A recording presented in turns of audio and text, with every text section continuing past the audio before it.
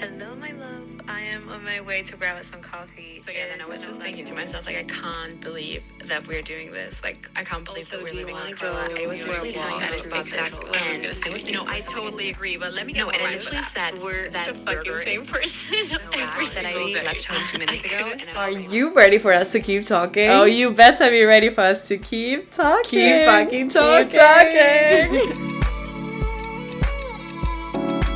Hello.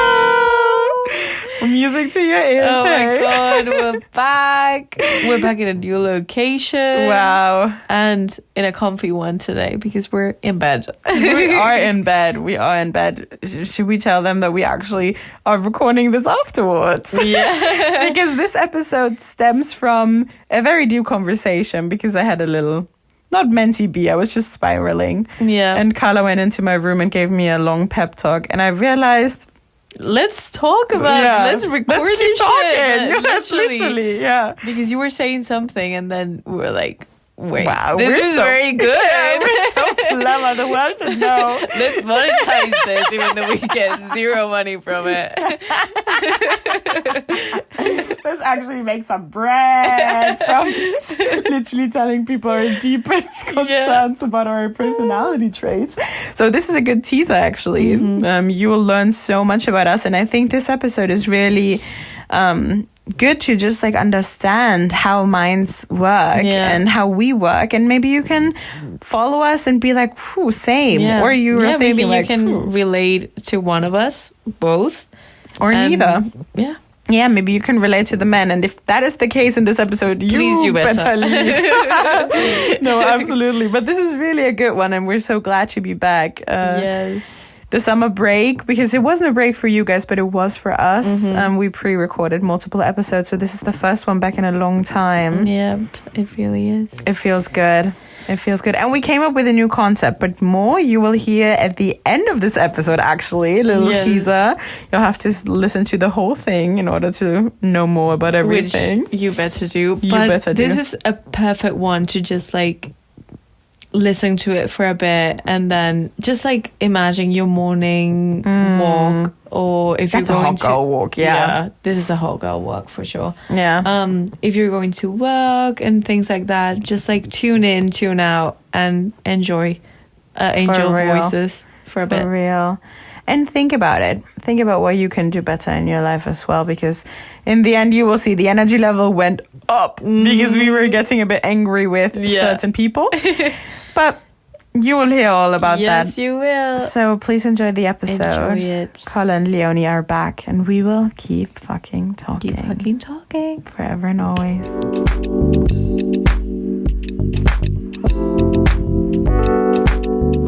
I almost admire people that don't give a fuck.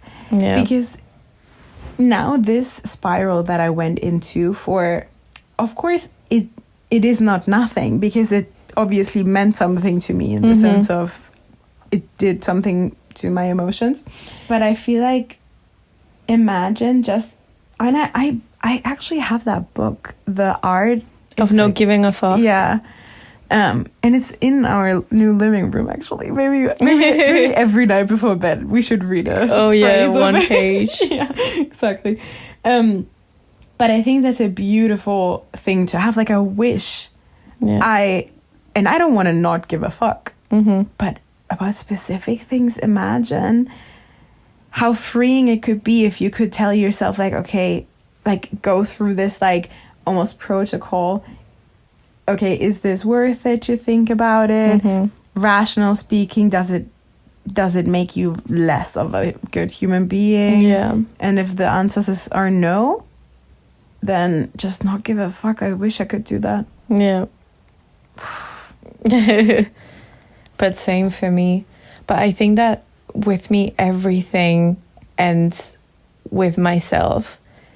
In the way, like, selfishly speaking, I only really give a fuck about something, and it really does something to me when I think I am not worth of something because of my own actions or other people's actions.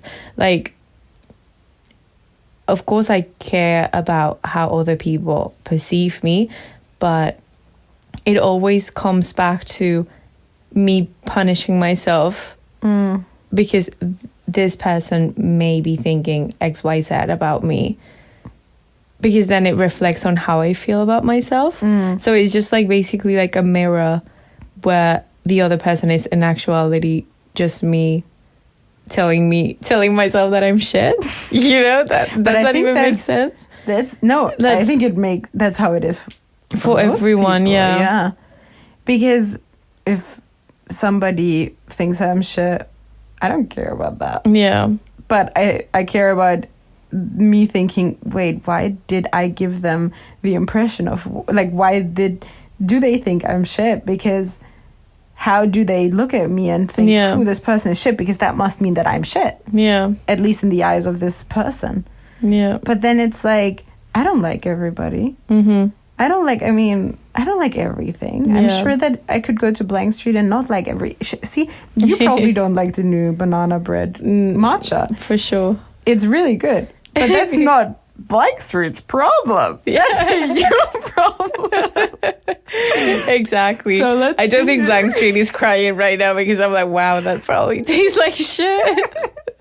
No, because I'm saying, it's so good. Exactly. So that's actually a good metaphor. Metaphor, for real. Because for real. Same as I always tell you, like, I don't, genuinely speaking, I will never understand a person that doesn't like you or doesn't see you as the best person on earth, because I'd die for you. Yeah, same. I won't die though. Please don't. Spotify, please don't stop this podcast. But it's where was I going to? Yeah, it's crazy how, and same with me and olives. Like, how can you taste olives and think, wow, that's disgusting? And I'm like, wow. But that's the same thing with Bia, who loves chocolate covered raisins. She eats them all the time. Then she gives one to you, and you're like, they're actually good. Then I tried, I almost throw up. Yeah, that's not the raisins' fault. That's my taste buds. Yeah. Like, that's obviously, yeah. So why do, when it comes to us, always reflect it on ourselves when it's literally nothing to do with us? We could be the shitty Andrew Tate. People like him. Yeah. He's the shittiest person on earth. Like, I mean, there's a lot of shitty people on earth. But, like, people like him. Yeah. So it obviously shows that people are dumb, and and therefore somebody not seeing you for the amazing person you are does not equal that you're shit. Exactly. Yeah. Wow. But that is so hard to see, because we are literally the bad guys in our own story. Yeah. Like, we will always be the fucking villain that is fighting against us, literally, like, against ourselves. And it's so hard to step out of that mentality, but it's just something that you have to do, or else you die.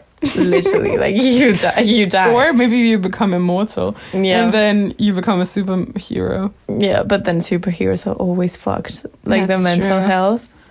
Yeah, but it is a lot of pressure. But then I think that... But you have your own pressure exactly. as well. Like I was about to say, like, I think that all of us are our own superheroes in our stories. Exactly. But So then that's at the crazy. same time, we are so self-centered, as we should be, because we, like, yes, it's nice to be... a people pleaser? No. To be... what is the word for that? Like, when you want to help people and when giving. Yeah. A giving person. Yeah, that. When you're, like, nice to other people and when you have other people's emotions into consideration. But us thinking, like, oh, I did this tiny thing, this tiny mistake, or I fucked this up, even if it's, like, a big thing. And we punish ourselves so much about it, and then other people don't even think about it, probably, even if they are involved in the situation. Just me, for example, I don't know, I'm gonna give a dumb example, but just me imagining not washing the dishes and then you having to do it because I didn't, and then maybe you're just like, oh, she didn't wash the dishes, but I'm gonna do it because she always does, and maybe she forgot. Yeah. And then me, or you saying it to me, or me realizing that I didn't wash the dishes, and then I'm like, fuck, I am the dumbest bitch on earth because I didn't wash the dishes this morning. And Leonie had to do it for me. But maybe you're not even thinking about it. And this is just this tiny thing that I am punishing myself and that I am making such a big deal about because I am, at the end of the day, selfish, and I'm just thinking about how shit I'm feeling about it when I'm not even thinking about how you're feeling about it. Maybe I'm just thinking that I'm shit and that's it. Which is crazy because I don't have to wash your dishes. I do it because I don't mind. Yeah. Me washing your dishes does not equal me thinking, fucking hell, this bitch didn't wash her dishes. Now I have to wash her fucking 3,000 dishes that are filthy and dirty. And if I don't wash them, we're gonna have ants. We're gonna get mold. Exactly. Like, I in that scenario, I would see the dishes and be like, oh, okay, then I'll do it, I guess. Exactly. But because I want to. Yeah. Not because you force me to do your dishes because you forgot. Yeah. So in reality, it's actually my fault. So in reality, I'm shit. Actually, it's me that is the problem. Because if I decide to wash your dishes, that's not your decision. Yeah. So imagine then I am mad about having to wash your dishes. And then you're like, but nobody asked you to wash my dishes. Exactly. Like, that is the thing, because we are, again, we're selfish human beings. Now maybe you're mad at yourself because you washed my dishes when I didn't ask you to. Yeah. But because they were standing there, you were like, no, I have to do it. Yeah. So just mind your own business. Guys, we've never had that problem. And be kind. Be kind and love yourself. No, for real. No, I'm always, when I see a dish, I wash it. Yeah. It doesn't and matter. Maybe it's not your dish to wash. Yeah. That is the thing. But that's so and maybe mean. you're forgetting about your own dishes. But see, that is also actually a bit of a reflection on myself, because that's so true. Yeah. Like, I would never think, oh, this is not my cup in the sink, so I'm not going to wash it. Carla will wash her cup because it's hers to wash. Yeah. I always think, oh, she left it there, so I'm going to wash it with the rest of the things. But then if I think about that in every scenario, that's why I'm a people pleaser. Because of your glass in the sink. No, because it goes beyond small and dumb things like this example. Because of course I wash it, because then it's clean. But it goes back, like, it goes beyond of these situations, and then it's like, where just because I am okay with washing your dish doesn't mean that I'm okay with giving this random person a liver transplant. You know, like, just because I do this doesn't mean that I have to be that throughout my whole entire life. And I remember that in school, I always did like summaries before exams, like summaries of all the pages that we had to do. Same. Yeah, and then because that's how I learned, how I studied. And then with all the colors and everything, that was me as well. It's so good because the writing, like the summarizing process, is already helping. Studying, exactly. And then I just read through it 4,000 times. Yeah. Sometimes I recorded myself reading through it and then I listened to it falling asleep. But I was never in high school, I was not studying that much. Like, I did it maybe 3 days before my exams and then 2 days of revising. But I became a dealer in my class. Like, literally, I gave it to everybody. I gave everybody who asked, and I was famous for my summarizations. Summaries. And I never once thought, like, it was just my friends, and then because I got along with everybody in my class, when people asked me, I was like, sure, I'm just going to send it to you. So eventually I had literally an email newsletter. Not newsletter, like, you know, what is the name? Like, where you just put in like a name and then it gets sent to everybody that is like in that list, and a list. once I was done with my summary, that was like, ooh, exciting. I can send it out to the people and everybody's getting their shit. So they didn't have to do it. And never once did I think about like, oh, I shouldn't send it to them because I had to work on it and it took me like six hours to do it. So now they should do it as well. But I had people in my class, especially for exams where I didn't do this because I only did it for the big ones. But I had people in my class that would never share their summaries or their notes because they said, I worked so hard on it. I don't want to like share it with others, you know, which is fair. Which, yeah, but I don't think so, because if I think, and that's the problem, that's the thing where I'm going with this, because if I think this was so hard and I worked on it so long, why would I wish that on anybody else if it's already done? Yeah. Like I already have the document. If I can help people out with me sending it to them, which does not hurt a soul, and it doesn't make my work less worth, and it doesn't give me more time back if I don't give it to other people, and it doesn't make me a better student because I know that the summary process already made me better, so I'm not making others be better than me with less work. Yeah. You know?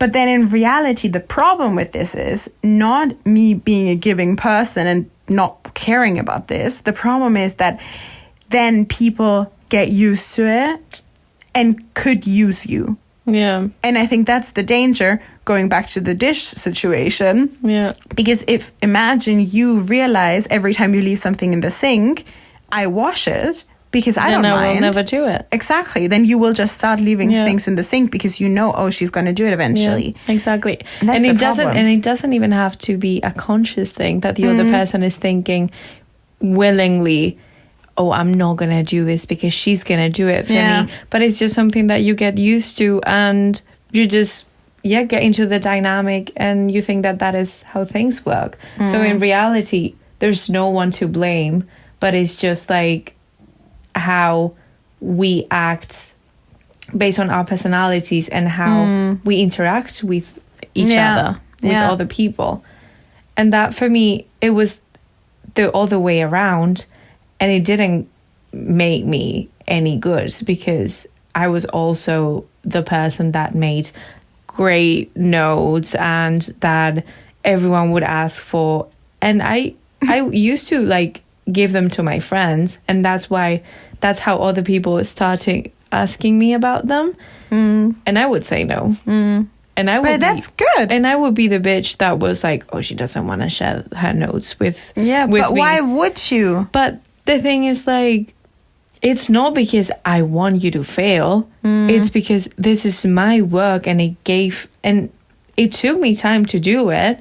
And I want this to be something that I did for myself. Yeah. And that's it. And I want to be the one getting good grades. That doesn't mean that you can't do that for yourself. Or that I want you to get a worse grade than me because that means that I'm better than you. It's not about that. It's just about me prioritizing myself and giving me that worth. And that doesn't mean that if you, for example, would share your notes with other people, it makes you a shit person to yourself. No, it doesn't, because each person works differently. But it's just how you see it, how you look at it. And I think it's like, we should talk to a therapist once, like on the podcast. Personally, we do. But I think it goes back to what you just said. Like, if I think about it on a deeper level, why did I feel like I have to share the notes with those people? I mean, the thing is that it was the same for me. Like, I shared it with my friends, and then like I shared it with my bigger group of friends, and then like 3 random people came up to me and were like, could you send me that as well? And I said, sure, because I was like, oh, if I now say no, what is the consequence of that? I don't want to be seen as the bitch. Like I think that I've always been very conscious about what people's images of me, not in the way of, oh, I want to be liked by everybody. So, you know, these people that are always like part of every friend group and just change into a different person and never have their own opinion. That was never me. I was always very strong-minded and I knew what I wanted. But I know that I was always somebody that wanted to be liked for who I was. So I think in situations like this, like it was like the lesser evil, I guess, to share my work and maybe getting used a bit because they didn't share their notes with me because I mean I never asked because I had my own ones. I would have never been able to work without the notes because me neither. The structure is wrong. But it's like it's a bigger picture. Like what does it go back to and why are you the way you are? And I mean I think with you I don't know if we've talked about this before, but I think with you, me seeing, because obviously with you, we live together and I've never lived together with a friend. So I've never spent so much time with a friend, I guess, if that makes sense, on a daily basis. So seeing somebody that I look up to so much be so little, quote unquote, of a people pleaser because you're not a people pleaser. You're just a friend pleaser. Like in the sense of you are a good person. You're a good friend, but you don't do it to please people. You do it because you feel like it's the correct thing to do in that moment. But I think, and I always think, wow, and you like, nobody hates you, you know? But then I never think, oh, I have to do this because that person then might think I'm a bad person and that's why I have to do it. It just is in my instinct that I'm like, but who does it harm if I just go with the other person's way of doing it, you know? If that makes sense. But then at the same time, I think that is what you said before. You have a very strong path when it comes to other things. So it's just like this parallel situation of you doing things for others, quote unquote, but then also wanting to do things your specific way.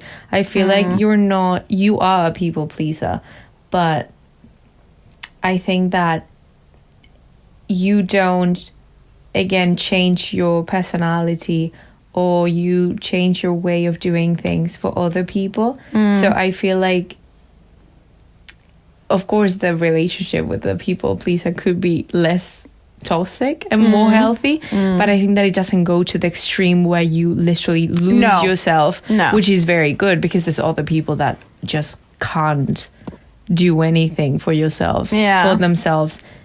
It entails them not prioritizing what other people would expect them to do.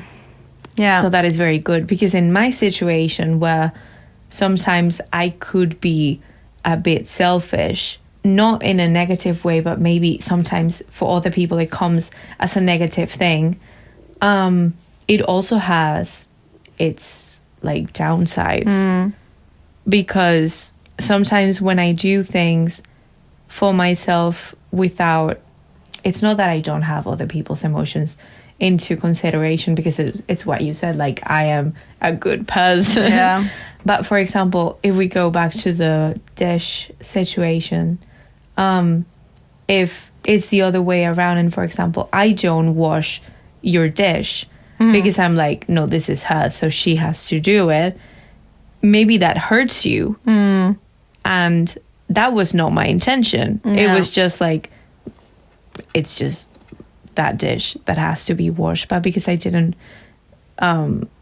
use it, I'm not going to clean it, and I'm not doing it for the sake of hurting your feelings or not doing this for you, but it's just like a rational thing in my mind. But then of course, like, it can come out as something that I'm doing because I don't want to be helpful. So I think that it's important to have like that balance. And you, for example, have being a people pleaser or just like having more of a caring and giving personality. It has also helped me to become that person a bit more, because I think that I mean, at the end of the day, it's just like how you're raised and how the experiences that you've been through shape you as a person and as an adult. And of course, we're not perfect, and there's things that can always be improved and be better for others and for yourself. Yeah. So I think that is very nice to have that balance of caring for yourself, but also being a good friend, a good whatever. Yeah. No, So, absolutely. Because it's not like, and that's why communication is key, because also with the love languages, because the fucking dish scenario is saying now, but like what you said, maybe then I'm like, oh wow, she could have cleaned my dish. Because what I do, or what I think is, and this is so funny because I've never had this thought before, like when I see you having something in the sink, I just wash it. Like I never think about it. But it's me thinking like, oh, it doesn't hurt me. It doesn't harm me to do this. It's like, I'm already cleaning my dishes. This will take me 20 seconds longer. Yeah. So it's fine. But then if you wouldn't wash my dish, this is so funny. Which is such a funny example because I always wash your dishes. Yeah. And I never leave. I mean, maybe sometimes I do. But for example, if you make breakfast and then you leave the pan and then I'm cleaning mine, I always clean the pan as well. Yeah. And then you're always like, oh, but you don't have to do it. Yeah, and because we make such a big deal out of it when in reality it's not. But this is not the point. Yeah. No, but it is because it's hot. Like I can't clean a hot pan. No, but it's not because I'm expecting you to like wash it right after. But it's just like because I'm doing mine. I don't mind doing yours. No, but I'm what I was going with is like communication is key, because if I don't know that you don't think that way, like in the sense of, because obviously you like mirror yourself to another person. So if my thought process, what I just said is like, oh, it doesn't harm me, I'm just going to do it, because then I take like a work off her shoulders, and if I can do that, I'm gonna do it, and I want to be helpful, and it's not a big deal. That's also the opposite of how you think when the other person doesn't do it, because then it's like, oh, so the same thought process went through their head, but they chose to not do it. Yeah. So it's almost as if then it's an active decision of not wanting to help out, but then that person is probably wired differently. Yeah. So you saying how you would see the situation shows that there's no harm done. It's not you thinking, this is not my shit to clean, she has to do it and I don't want to help her. Yeah. It's just you thinking, this is not my shit to clean. Yeah. and me thinking, oh, it doesn't hurt me, you know? Yeah. So and with the people pleasing thing, what I also wanted to say, it's true, because I think that I'm definitely less of a people pleaser now than I was a couple of years ago. But it's also because I was not as confident and not as sure of myself. So I wanted to be liked more. I still want to be liked, but I'm more sure of myself and of my worth. And that's because of you as well, as I said in my master thesis, in my acknowledgement, that you like make me so sure of the person that I am. But I think that it's so interesting because in the friendships that I am less of a people pleaser, it's actually like almost a sign that I feel very comfortable and confident and sure of the friendship. Yeah. Because I don't feel like that I have to neglect my own emotions in order to be liked. Yeah. I subconsciously, and that's not an active decision, I subconsciously feel like I can stand up for my own, I wouldn't say opinion, because as I said earlier, I was always so strongly minded and I always stood up for what I believed was true.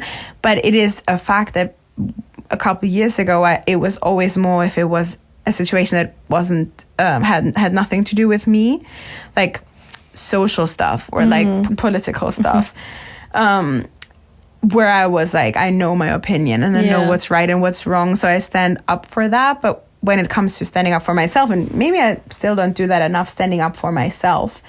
But I think the less I am a people pleaser in friendships, the more it shows that those friendships are friendships that I feel like I can stand up for my own emotions. Yeah, which is very good. Yeah. Because you should always do that. Doesn't matter how close you are to that person. Of course. Especially because in actuality, the people that then you feel like you can't stand up for your own emotions deserve it even less. Yeah. So it's crazy. Totally. But it goes so deep because it's like when we talk about like male validation, it's like, why do we seek that so much more than like friends validation, for example? Yeah. But then I'm thinking, if I wouldn't get the validation that I get from you,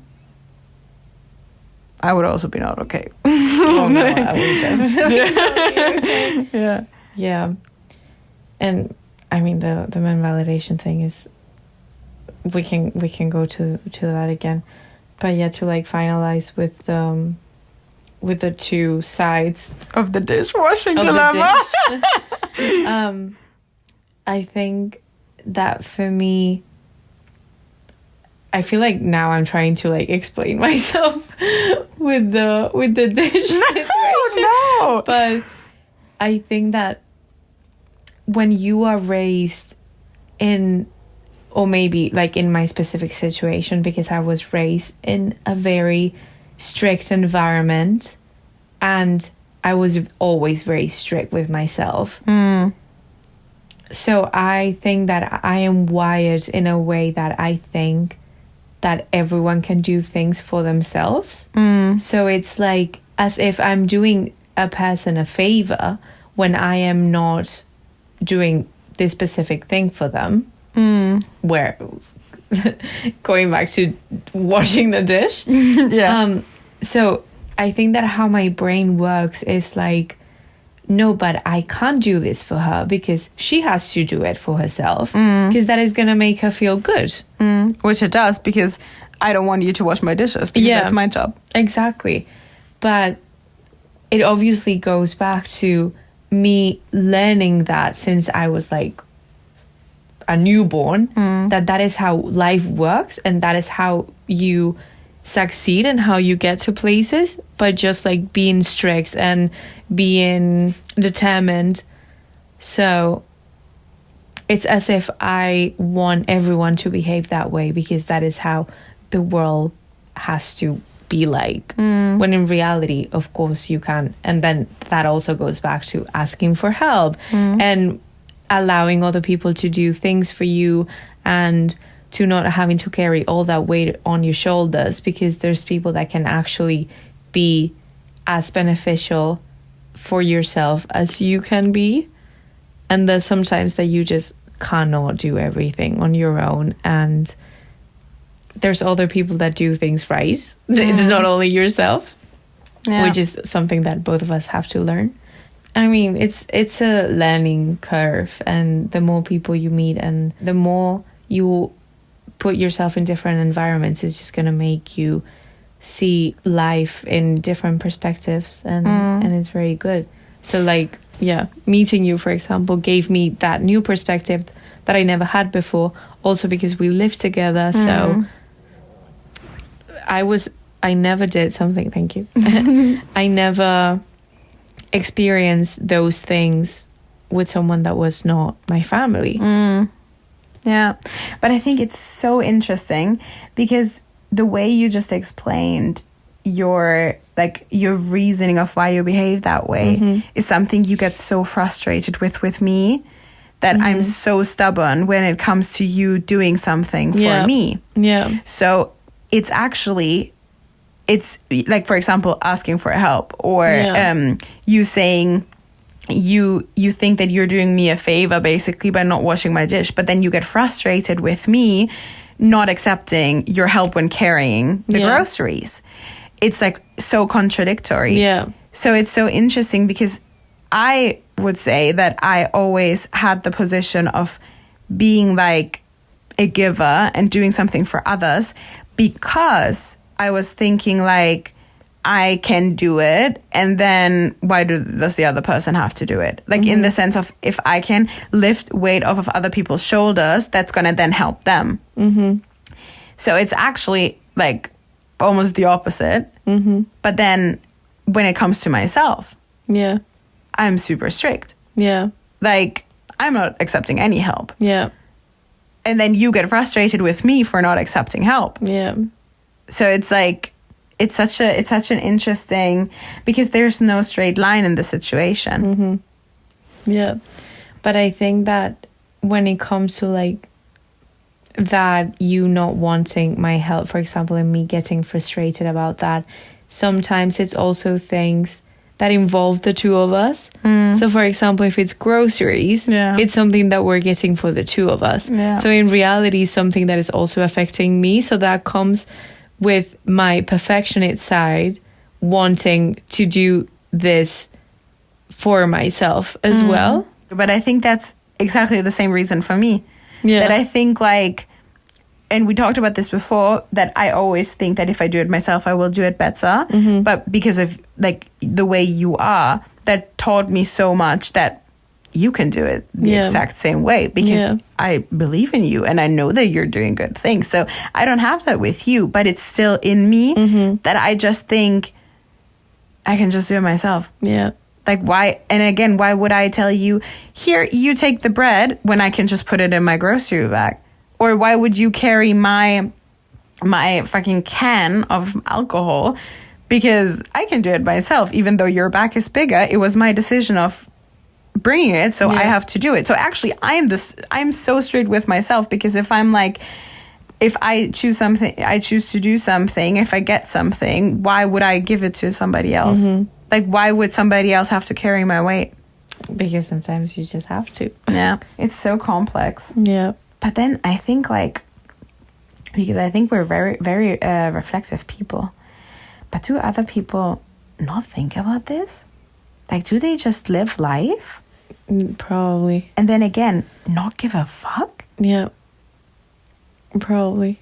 But then I think that for us, it's so funny how we reflect so much and we justify ourselves so much. Yeah. And it right now we sound as if we are fucking therapists. Like as if we know every single issue that we have. Yeah. But then it's like the rationale is there, but then once you have to do something about it, that's when it gets tricky. Oh, yeah. Because it's like, oh yeah, I know that I have this problem, but I'm still gonna go back to him. Yeah. But Absolutely. I'm still gonna act this way. Yeah. Because it's just the way I am. Exactly. And sometimes it's not. Sometimes you have to change it. But I think that, I mean, the older you get, the harder it is to step out of those little habits that you have. So, yeah. But again, as I said before, we're still young and we're still learning, and there's things that are gonna stick to us always because it's the way we're wired. Yeah. But you can always make them a bit more mild. Yeah. And learn to live with them. I think so too. Yeah. And I think that almost our personalities in those situations, like almost bumping against each other, and then like little, where we rub our heads, is that the right word to say? Like we don't have fights, but it's like the situation where like we just like bump into each other and don't have common ground, and that's not something we were used to in our friendship or in any friendship ever, because it's not us having an issue with something, but our personality sometimes maybe like challenging each other and challenging exactly those little points that the other one is not missing but not feeling the same way. For example, the dish situation, if we go back to that, which again, I've never had that thought process in my mind, but it is a really good metaphor of saying like, that is a situation where the personalities could bump or rub heads. Yeah, it is rub heads, I think. I really don't know. Yeah. Where then you can start being like, fucking hell, you know? And it's like challenging, because it's challenging. In reality, it's challenging yourself. And not your friendship with the other person. And because you grow up in an environment where, for the most part, at least in our situation, obviously there's other situations, but you were in the same environment your whole upbringing, and you learned from the same people, and you were annoyed at the same things that your family did, or that your neighbor did, or whatever. You were so used to those patterns that you never had to like question yourself, because you always deflected it on the other person, because you were like, of course that person did this because they always do this, and now I'm annoyed because I'm always annoyed. You never had to think about it. And then now it's like, and I think that is especially when you have those situations where living together, it's not about friendship in some situations, it's sometimes about administration. And we had that a lot lately because we moved, guys. By the way. But so it's like you take that step out of the situation and you deal with situations the way you deal with situation. And then when you rub heads, I don't know. It when brings up, when you clash, it brings up new situations that challenge yourself. But that's actually, I think it's actually, that's such a good way of looking at it, because it's like, why am I feeling, I don't know, annoyed at the situation, the fact that you didn't wash the dish? Yeah. Which again, I don't. I feel like I need to preface this because I really don't. But why do I feel annoyed? Because I am the biggest people pleaser in this situation and feel like I need to clean the dish, but maybe then tomorrow I should just not clean your dish, and you will be like, oh, she didn't clean my dish, then I will do it. And then I'll feel better about the situation, which I won't, because I will feel better about the situation if I clean the dish. But it's like, it's almost like looking at these situations as like a learning for yourself, where it's like, actually, maybe the way I always did it is not the best way for you, and also not for me. And then finding that common ground that then results in friendships going deeper than just friendships, because it's character building at the end of the day. Yeah, totally. And then we also have like these things that we always say, I've learned from you and you've learned from me, that at the end of the day are things that are different. Like there's things that I lack that you have, and the other way around. And in some situations that could lead to a quote unquote problem. Like we clash, our personalities clash because we would do things differently. But that does not change the fact that that is something that I admire from you, and that I learn from you, and that make me a better person, because that is something that I never did in the past. But now that it might be something that like pulls me back in the beginning, and then I'm like, oh, this I don't like that much. But oh, wait a second. That's weird. Wow. Icky behavior. That's very cringy. That's a bit of an icky behavior. But then in reality is something that can make me see things differently, and that I can learn from. Absolutely. And I think one thing that I really need to learn from you more is being a confrontational person. Because I think for me, it backfires so much. Oh my gosh. This pillow is really shit, the cheap Amazon one. Oh, I got the good one. You got the good one. But I think with for example, with me being not really a confrontational person, not at all, not being a confrontational person, I know why I'm not. Like, I know I can exactly trace back why I'm not. But then it's me seeing confrontations as something so negative, when in reality, not confronting situations makes me feel so much more shit about a situation, because then I start resenting a person for what they're doing, but they don't even know that they're doing something wrong. And I remember when my therapist told me that for the first time, when I was telling her about an issue that I had, and I was saying like, oh, but it's not worth bringing it up. Like, I'm just gonna like forget about it. And she was like, but you won't. Yeah. Like, you just swallow everything down. And even if it is not about you, like, no, if it is about you, you swallow it down and then it bundles up and then you will have a breakdown. A mentee B. But if it's about another person, you do the same thing. But then you don't swallow it down. You put it on the other person. So every time you see that person and they might do something, it's like the cherry on top, essentially. Like, they might do something that then makes you be like, what the fuck? And then you break. And then you lose that trust in the person, and you lose that admiration in the person because of all the tiny little things they did for you to get to this point. But they never meant any harm by it, and they never realized that they did something wrong by it. So it's like you actually, or me actually, not being confrontational is actually doing exactly the opposite, because it's not helping a friendship to not address something that is bothering you. It does the opposite, because then it's like, I don't even give the other person a chance to fix it. And that's the same with relationships. Like, if you break up with your partner and don't give them the time to explain, or the talk to talk about it, might be because you don't feel ready for it, and that's absolutely okay. But the other person needs this space as well to be able to be like, wait, but this is why I did it. And then going back to the dish situation, for example, you would understand why that person does it. Yeah. And that would help. Yeah. So confrontation, and I really need to fix that with myself, that confrontation is something bad for me. Of course, confrontation is not something enjoyable. Yeah, exactly. It's uncomfortable.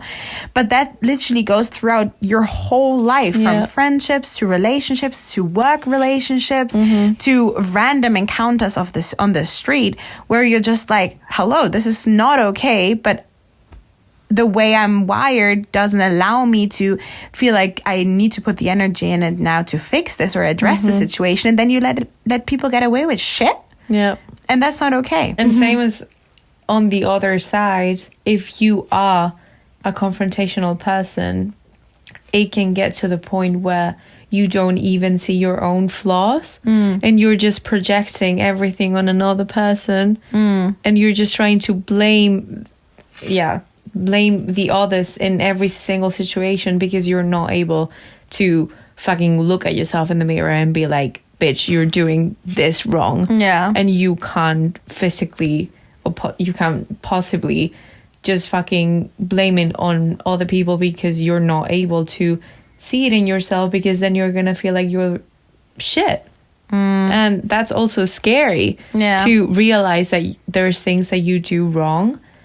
And that does not mean that you always have to blame yourself, because obviously in some situations you can't, because you're other not. People are shit. Exactly. Yeah, it's very important to have that self-reflection and realize that sometimes you can fuck up as well. And sometimes other people can fuck up, and that's okay. No, but I think it's what we also said with the when we were talking about like getting ghosted. I mean, that's a whole nother topic, and it's just, people shouldn't get away with things. And I think that we as women, I hate saying that, but then at the same time I love saying it. But I love saying it in good situations, but we as women, we get this constant image in our head. And I actually had a talk about that with a guy once, and it was so interesting and eye-opening, that we as women, we have this image of not being desperate. We shouldn't be desperate. The worst thing I want to come off is being desperate. Like, genuinely speaking, like, I never want to be in a situation where, even if I feel like I deserve it and I feel like I'm standing up for myself, I'd never want to feel or have doubt in my mind that he might think I'm being desperate. Yeah. That's one of my biggest fears. Coming off as desperate. Yeah. And coming off as like him being like, he's just imagining things and like, whoa, I never told her that it's that way. Why is she being desperate? But it's because women and this is very stereotypically speaking, but based on our own experience, is that women that want something, that demand something, are being desperate. Yeah. And that's horrible. So then what we were talking about the other day is that we actually have to hold men accountable for their actions, even if we come off desperate, because then maybe they stamp us as desperate, but then maybe something switches in their mind eventually, because the more we allow men to, for example, not reply to our messages, even though they should have replied to the messages, us being like, okay, I'm not going to double text because that makes me seem desperate, because he obviously is showing me that he doesn't want to talk to me because he's not answering my message. That's the one way to go, which usually that's the way to go, because he's showing you that he's not interested. Why would you double text? But then he does owe that to you. Yeah. So why would he get away with it? Exactly. And that's an epidemic of men thinking they can get away with everything. anything. Exactly. Because they do. Yeah. Like how Exactly, many, because we don't want to be desperate. Exactly. But how many TikToks have you seen of this woman being like, if he doesn't text you in XYZ amount of hours, don't text him again. Yeah. If it takes him like 3 days to reply, don't text him again. Yeah. And things like that. Which, fair, because like, yes, he's showing you that he's not interested. But then at the same time, you're just giving him exactly what he wants. Yeah. Which is a ride in the park. Yeah. Him not doing shit and just going to the next one. And Exactly. that's it. And you calling him out and saying, hey, this is not okay, what you just did. Yeah. It's not going to change the fact that he's going to talk to you, because probably after that, he's either going to be ashamed or he's going to think that you are a bitch. Exactly, which he thought beforehand already, because he didn't want to text you. Because he already did. Yeah. So we don't care about that. But you giving him that power of thinking, I can do whatever the fuck I want. I can text her whenever I want. Yeah. And if she doesn't reply to me, I'm just going to text the next one because I can do it. Yeah. That is just literally building his ego. Yeah. And making him think that he's this fucking superhuman that can do anything. And no. And they're not. No. And we should make them feel ashamed. Exactly. At least for 5 minutes. Exactly. And if he reads the message that just says, you don't have to degrade him or anything, but degrade him. but just a bit. But just be like, hey, your behavior is a bit icky. And then he thinks about that for like 10 minutes. Yeah. You won. Yeah. And then maybe, you know what? And maybe in this scenario, he's like, that desperate girl. Yeah. She likes me and I don't like her. And then next time he meets a girlie that he actually likes and he fucks up. Or maybe he doesn't fuck up because of that. Yeah. So it's like, because I think there's so much frustration in our generation with, based on our experience, men not wanting to commit, men behaving however they want, men not feeling like they like getting the relationship ticket without actually buying it, and all these things. And I'm not saying, and this is so important, that we're not saying that it is on us women to fix men's behavior. Oh, no. Because it's on them. But we can stand up for ourselves in this scenario. Yeah. And that's the thing, that if we allow, quote unquote, and we're not allowing this circle just by letting it happen, because it's the same thing with unpaid internships. I'm gonna take the unpaid internship because if I demand paid, they're gonna take the next person. Yeah. And I need this internship. So if I really like a guy, I'm not gonna risk being this desperate, hard to please girl because I want to be the girl that he likes. Yeah. But then, is this really the way to go? It's not. Because we're making this image and we're going back in time where women were not allowed to vote and not allowed to open up their own bank accounts and not allowed to work. They were completely dependent on the men. And we're literally going back in time and literally degrading every single woman that worked so hard for us to go to a point where we don't have to do that anymore. Just so I can text him, no, don't worry about it. It's fine if we don't meet today last minute. did an everything shower. I am ready. I'm so excited. I told all my friends and family about us meeting, but you're not feeling that good, so don't worry about it. And this is not making us be a good person. This is literally us going back in time and allowing this to happen and literally shaping this image in this man's mind of us being this literally obedient child. Literally. That they can do whatever they want with it. And once we get too hard to please, once we demand too much, we get too annoying and we can get dumped in the river and the next person comes along. Yeah. It's literally... And the cycle repeats itself. Exactly. So it's not us saying we have to fix a man's thinking. It's us saying we have to start standing up more for ourselves and getting ourselves out of this mindset of not wanting to be seen as this, not wanting to be this person. Yeah. Of course, sometimes it's the right situation of letting things go and not texting again because maybe he wasn't worth it. Yeah. But sometimes it is the right thing, and it always is the right thing, to stand up for yourself. So real. Everything that you said, it's so real. Because we're giving men this power of them doing whatever the fuck I want. Yeah. Literally. And then we degrade ourselves. And also something that, I mean, look at us. Did we pass the vegetable test tonight? No. We never do, girl.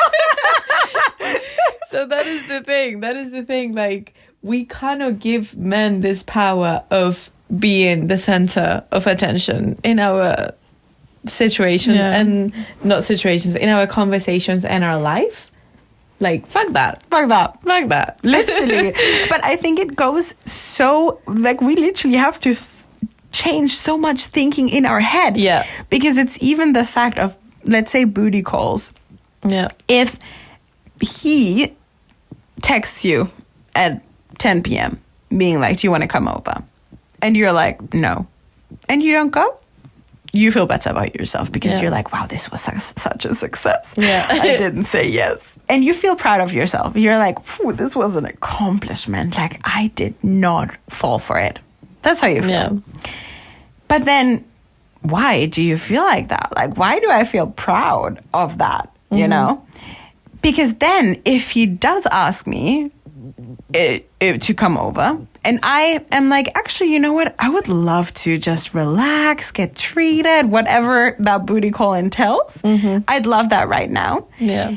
It automatically makes you think, ooh, but then I'm giving in. Because me declining the offer is something positive. Because it's making me be in power. Exactly. In the it's situation. like, I'm not like jumping when he calls.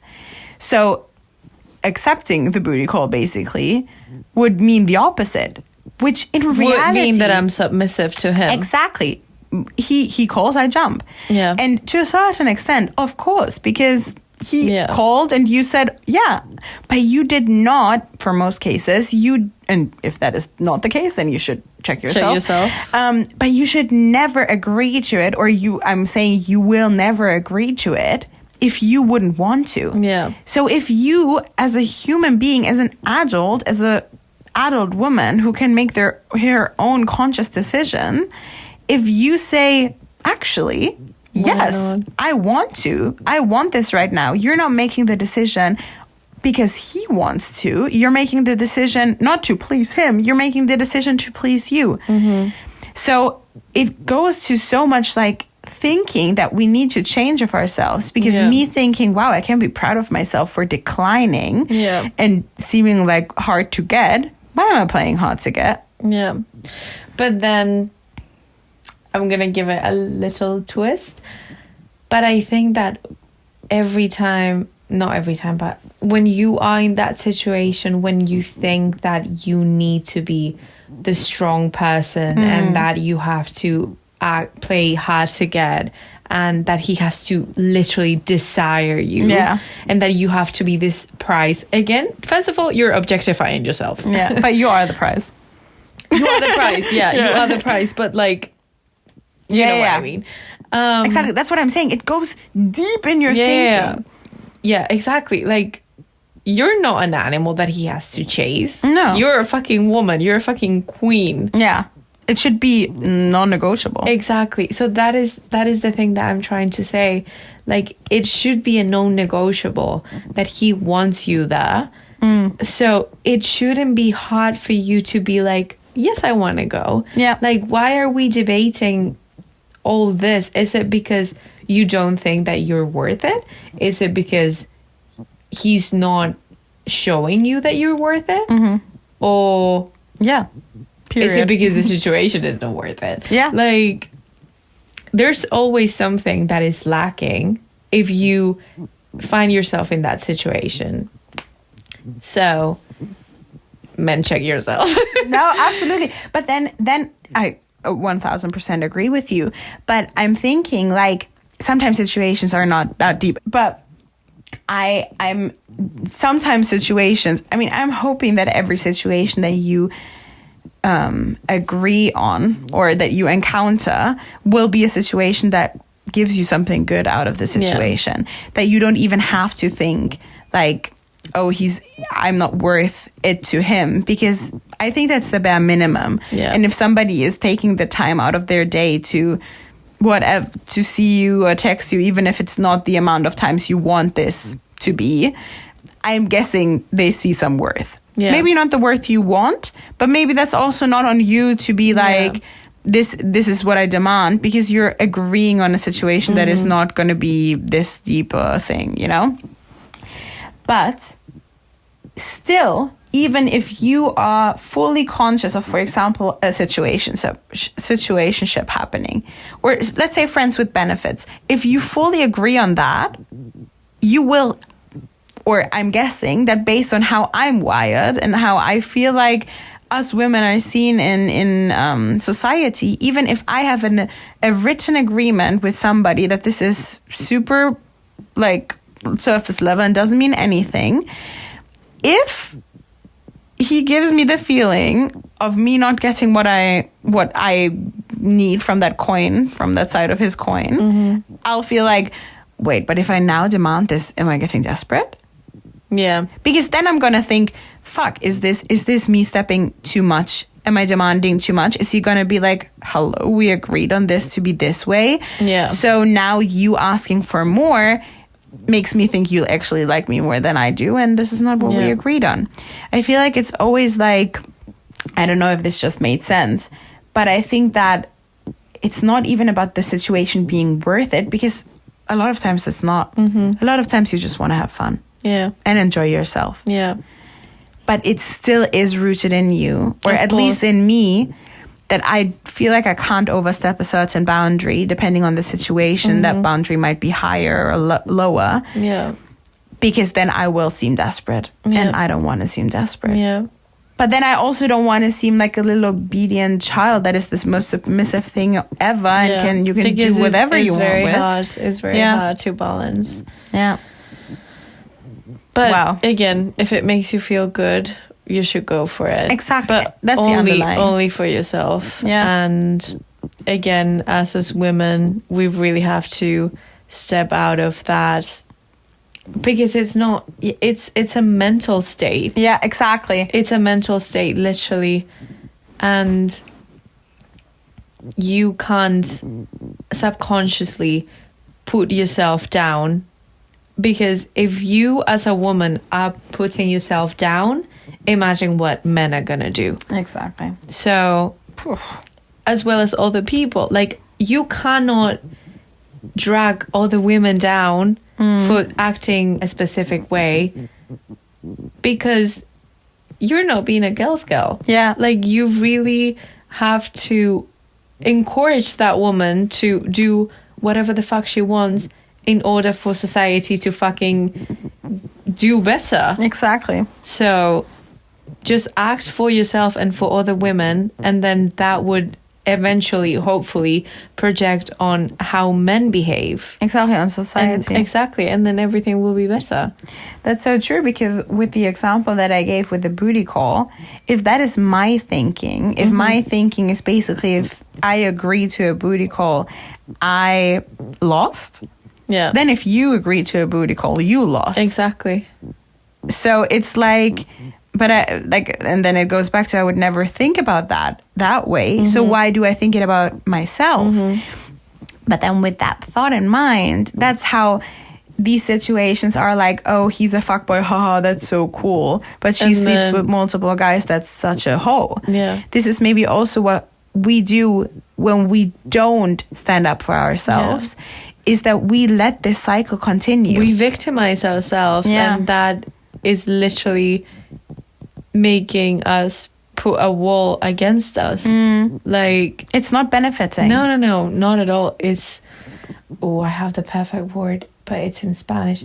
Say it. Contraproducente. Oh, we have that as well. Contradictory. No, it's not contradictory. Kontraproduktiv, it's in German. Counterproductive. Yeah. It's literally that. Yeah. It literally is. Because here I am thinking like, I'm such a strong woman of not falling for a man who just wants to have sex with me. Yeah. And then in reality, I'm degrading all the other women that are like, you know what? I want to have fun tonight. I want to be treated tonight. Yep. I want to have fun and enjoy myself and just go with the flow. That's okay. Yeah. But I'm degrading them in the moment that I think that I'm being better.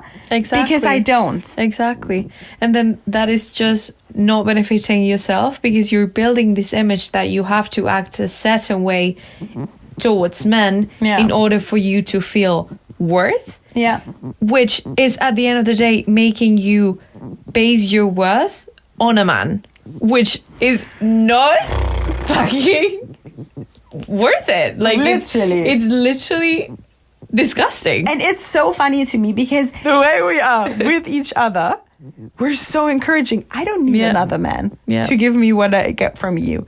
But then I do. And that's, what is this sound the whole time? It's in the bed. It's another layer of like, why the fuck do I need this? Exactly. But even this whole episode shows that we started with reflection, but somehow got to the point of men are shit. But actually, we're not saying men are shit only. We're saying men are shit, and we have to be less shit and do something about it and stop. It ends with us, guys. Like, that is it. It should end with us. Facts. Yeah. Well, that was powerful. Wow. Give me a high five. Keep talking. Keep fucking talking, guys. And with that being said, share the word. Literally, I want you. Next time a man treats you wrong, if it's your boss, your whoever, literally, call them out. Because only because of who you are and who you internally, subconsciously might think what your position is, you continuing that cycle doesn't help any of us. Exactly. And maybe some people are listening to this and are thinking, wow, they're so extreme. Like, not everything is related to gender.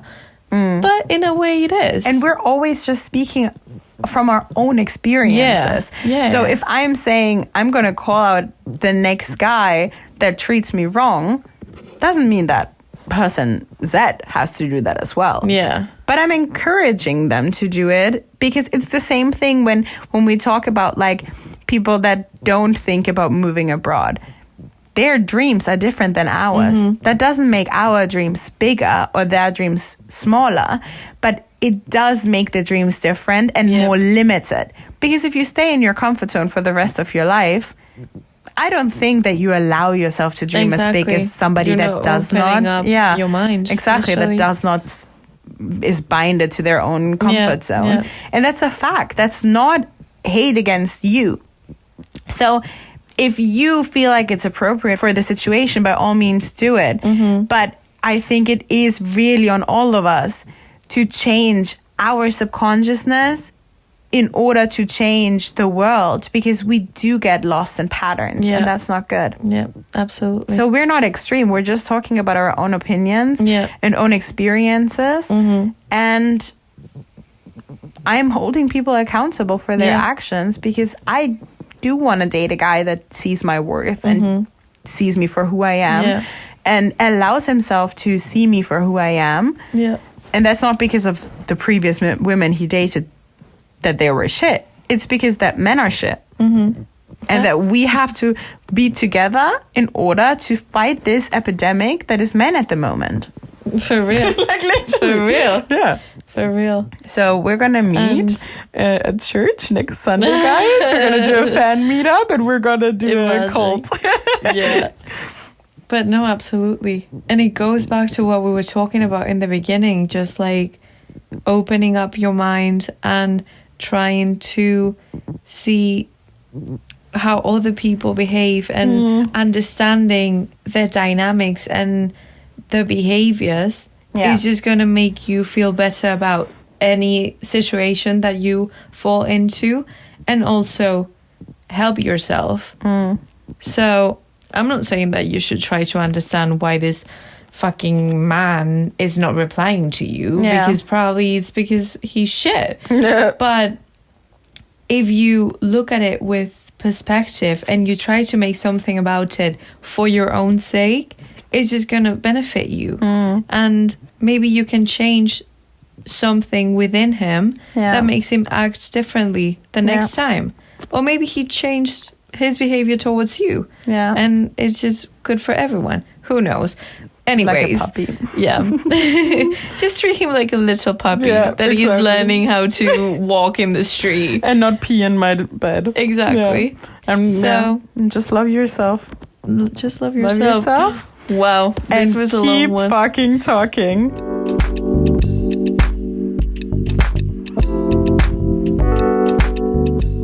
We haven't said that in like 3 months. It's crazy. That is so crazy. Yeah. But we're back. Yeah, this was a fun one. I feel like we should call this bed talk or something. Pillow talk. We could even have like once a month is a bit too much because that would be every other episode. Yeah. But we could even have like 15-minute episode or something. Yeah, just like bed talks. Yeah. Every 5th episode is a bed talk. Nice. I like that. I like that as well.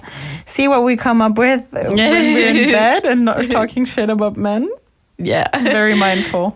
Very demure. Yeah. And with that being said, guys, follow us on our socials. Obviously, subscribe on Spotify. Click on the bell notification because you don't want to miss any episode, any bedtime episode. And you're going to get so excited about this one. Oh, yes. Because we've missed 1 week. Yeah. So it's actually going to be like music to your ears. Literally. It's going to be like, hello. No, but that's so true because treat this as a double episode. Yeah. Where, you know how in like prescription leaflets it says, if you missed 1 dose, please don't take double. We give you double. Give you. Your doctor prescribed double, guys. Yeah, no, but follow us on all socials. Yes. Keep talking the pod everywhere. We are everywhere. YouTube, Insta, TikTok, even though it's a bit dead at the moment, but we'll get back to it. And every fucking platform that involves podcasts. Yeah. So audio or visuals because this is not a visual episode, but because bedtime stories are not visual, they're in your minds. So use your imagination, exactly. but don't make it dirty. No. Just count the sheeps and we're riding on the sheeps. Exactly. Guys, see you guys in the next one. Love you.